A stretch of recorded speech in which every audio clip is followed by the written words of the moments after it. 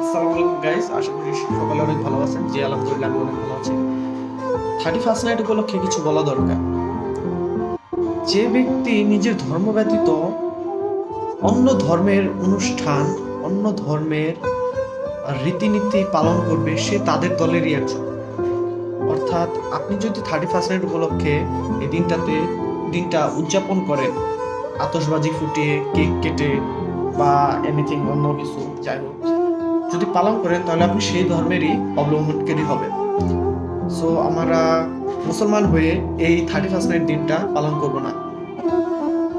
আর 31st নাইটে অনেকে কি করে, আতশবাজি ফোটায় এবং ফানুস উড়ায় আকাশে। এগুলো ঢাকার দিক দিয়ে বেশি হয় ফানুসটা, আর আতশবাজি মোটামুটি সব জায়গায় হয়।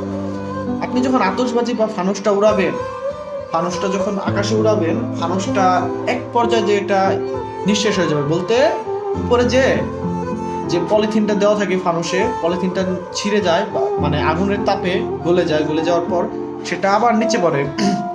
নিচে পড়ে যখন বিভিন্ন বাসা বাড়িতে যাবে বা কোনো কারখানায় যাবে, ঝুট মিলে পড়বে, তখন ওই জায়গায় আগুন ধরবে।